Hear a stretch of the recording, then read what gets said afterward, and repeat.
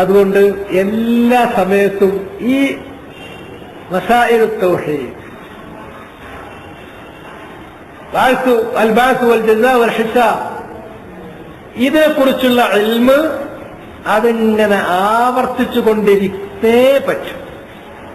അതിനെക്കുറിച്ചുള്ള ആവർത്തനം, പഠനം, ആ മസ്അലകൾ പഠിപ്പിക്കുന്നത്, നമ്മുടെ സ്വന്തം ബുദ്ധിയിൽ നമ്മളത് ആവർത്തിക്കുന്നത്, അതിന്റെ അടിസ്ഥാനത്തിൽ ജീവിതത്തെ കൂടുതൽ കൂടുതൽ സൂക്ഷ്മമാക്കി തീർക്കുന്നത്, സൂക്ഷിക്കുന്നതാക്കി തീർക്കുന്നത്, അത് എപ്പോഴാണോ നിലക്കുന്നത് അവിടെ ഇൽമ് ദുർബലപ്പെടുന്നു. ഇൽമ് ദുർബലപ്പെടുമ്പോൾ അല്ലാത്തവർ ആരാധിക്കപ്പെടുന്നു.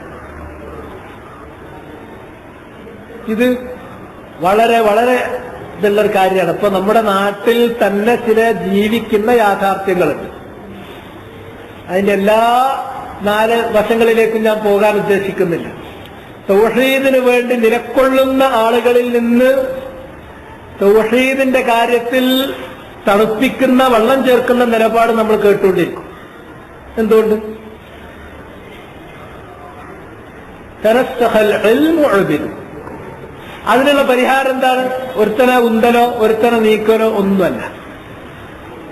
ഒറ്റ പരിഹാരമുള്ളൂ, ഇൽമിന്റെ തരസ്സുഖ്, ഇൽമ് ദുർബലപ്പെടാൻ അവസരം കൊടുക്കാതിരിക്കുക എന്നുള്ളത്. ഇൽമ് അത് കൂടുതൽ വായിക്കുക, കൂടുതൽ പഠിക്കുക, കൂടുതൽ പഠിപ്പിക്കുക, അത് കൂടുതൽ ചർച്ച ചെയ്യുക. ആ ഇൽമ് കിട്ടുന്ന ഇൽമനുസരിച്ച് അമല് ചെയ്യാനുള്ള പ്രചോദനം ഖിയാമത്ത് നാളും പരലോകവും അള്ളാന്റെ ഹിസാബും അള്ളാന്റെ ജിസാവും മുൻനിർത്തിയിട്ട് അതിനുള്ള പ്രചോദനം ഉണ്ടാക്കുക. വേറെ മറ്റുള്ള സംഘടനാപരമായ പരിഹാരങ്ങളൊന്നും പരിഹാരങ്ങളല്ല എന്ന് ബന്ധപ്പെട്ട ആളുകൾക്ക് അള്ളാഹ് തോന്നിച്ചു കൊടുത്തെങ്കിൽ മാത്രമേ തോന്നുള്ളൂ, അല്ലാതെ വേറെ അതിന്റെ പോംവഴികളില്ല.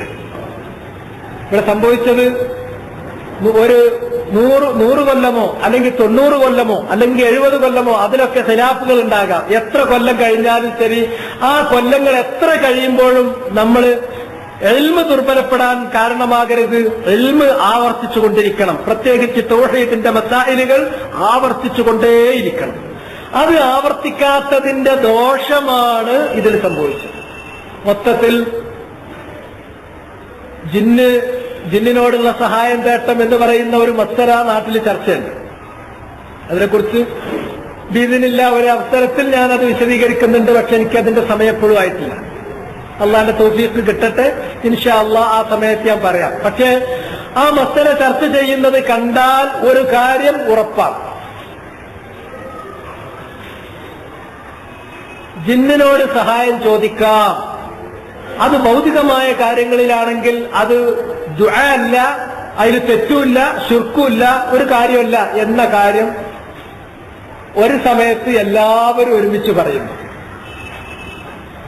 അത് അപ്പുറത്തുള്ളവനും ഇപ്പുറത്തുള്ളവനും എതിർക്കുന്നവരും അനുകൂലിക്കുന്നവനും ഒക്കെ ഒരു സമയത്ത് ഇത് പറഞ്ഞിട്ടുണ്ട് എന്ന് തോന്നുന്നു. അല്ലാഹു അഅലം. അങ്ങനെയാണ് പറയുന്നവരുടെ വാക്കിൽ നിന്നും തെളിവ് തെളിക്കുന്ന ക്ലിപ്പിൽ നിന്നും ബാക്കിയുള്ള പ്രസിദ്ധീകരണങ്ങളിൽ നിന്നും ഒക്കെ നമുക്ക് കിട്ടുന്നത്. അതിന്റെ രഹസ്യം എന്താണ് അള്ളാഹ്ക്കറിയാം. അത് പറഞ്ഞിരിക്കാം. കാരണം എന്താണ്? തനസ്സഹൽ ഇൽമില്ല. കുറെ കാലമായിട്ട് സമ്മേളനം നടത്തുന്ന, സമ്മേളനത്തിന് പോസ്റ്റൊട്ടിക്കുന്ന, അത് ഗംഭീരമാക്കുന്ന പണിയല്ലാതെ ഇൽമ് പഠിപ്പിക്കുക എന്നുള്ള പണിയില്ലാത്തത് കൊണ്ട് സ്വാഭാവികമാണ് ആ വിഷയത്തിൽ ഇരുട്ട് തപ്പുക എന്നുള്ളത്. ഇരുട്ട് തപ്പിയപ്പോ എല്ലാവരും ഒരുമിച്ച് തപ്പിയിരുന്നു. അപ്പോ ജിന്ന് തീയോണ്ടല്ലേ ഉണ്ടാക്കിയത്? അപ്പൊ അത് ഭൗതികനല്ലേ? അതുകൊണ്ട് ഭൗതികമായ കാര്യങ്ങളിൽ നമ്മൾ സഹായം ചോദിച്ചിട്ടുണ്ടെങ്കിൽ അത് ശിർക്കാവൂല്ല, ഒരു തെറ്റുമില്ല. അതിലെവിടെ ദുആ? അത് ഭൗതികമായ കാര്യത്തിൽ ജിന്ന് അഭൗതികമാനല്ല. അതുകൊണ്ട് അഭൗതികരല്ലാത്ത ജിന്നിനോട്, ഭൗതികനായ ജിന്നിനോട് ഭൗതികമായ ഒരു കാര്യം ചോദിച്ചാൽ അതിന് തേട്ടല്ല, ദുആ അല്ല. അഭൗതികമായ കാര്യങ്ങളില്ല. സാധാരണഗതിയിൽ തർക്കിക്കാൻ ഉപയോഗിക്കുന്ന സാങ്കേതിക പദങ്ങളൊക്കെ പാടെ ഉപയോഗിച്ചിട്ട് എല്ലാവരും ഒരുപോലെ പറഞ്ഞു അതിനൊരു കുഴപ്പമില്ല. പിന്നെ കുറച്ചു കഴിഞ്ഞപ്പോ ആരൊക്കെയോ എന്തൊക്കെയോ എവിടൊക്കെയോ പറഞ്ഞു കേട്ടപ്പോ അല്ല, അതിലൊരു പന്തികേടുണ്ട്. ജീവിച്ചിരിക്കുന്ന മനുഷ്യൻ അവനാണ് മരണപ്പെട്ട് കഴിഞ്ഞാൽ ആലമുൽ ഗൈബിലേക്ക്, ഹയാത്തുൻ ബർസഖിയ്യ, ഈ ദുനിയാവിന്റെ മറക്കപ്പുറത്തേക്ക്, ബർസഖിന്റെ ലോകത്തേക്ക്, ഗൈബിന്റെ ലോകത്തേക്ക് മാറിക്കഴിഞ്ഞാൽ അവനോട് ചോദിക്കാൻ പറ്റില്ല. ആ മനുഷ്യൻ ഭൗതികനായാണ്, അവനെ മണ്ണോണ്ടുണ്ടാക്കിയത്, അവന്റെ കൂടെ നമ്മൾ ജീവിച്ചതാണ്. പക്ഷേ അവൻ മരണപ്പെട്ട് ഹയാത്തുൻ ബർസഖിയ്യത്തിലേക്ക് ഗൈബിലേക്ക് അവൻ നീങ്ങിക്കഴിഞ്ഞാൽ ഓരോട് ചോദിച്ചാൽ, അംവാത്ത് മരണപ്പെട്ടവരോട് ചോദിച്ചാൽ അത് ശിർക്കാണ്. എങ്കിൽ ജീവിച്ചിരിക്കുമ്പോഴും മരിച്ചാലും എപ്പോഴും ബർസഖിൽ കഴിയുന്ന, എപ്പോഴും ഗൈബിൽ കഴിയുന്ന ജിന്നിനോട് ചോദിക്കുന്നതോ അതും ശിർക്കാകണ്ടേ? ശിർക്കാകണം. അപ്പൊ കുറച്ച് ആൾക്കാരൊക്കെ അങ്ങനെ ചിന്തിക്കാൻ തുടങ്ങിയിട്ട് പിന്നെ അത് ശിർക്കാണ്. അപ്പൊ നിങ്ങൾ നേരത്തെ പറഞ്ഞതോ?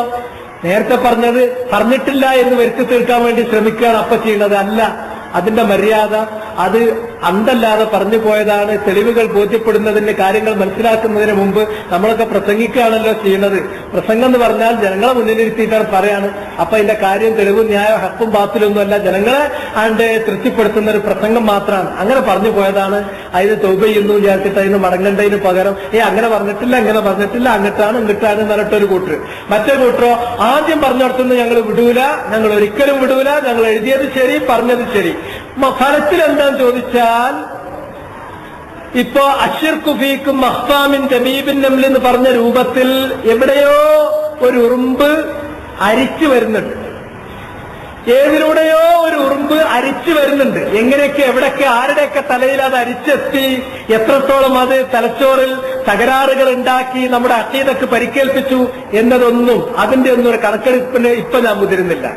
ഏതാണെങ്കിലും ശരി, ഇതൊക്കെ വന്നതിന്റെ ഏക കാരണം ഫലമ്മാ തനസ്സഖൽ ഇൽമു ഉബിദു, ഇൽമു ദുർബലപ്പെടുക എന്നുള്ളതാണ്. ഇൽമു കാലഹരണപ്പെടുക എന്നുള്ളതാണ്.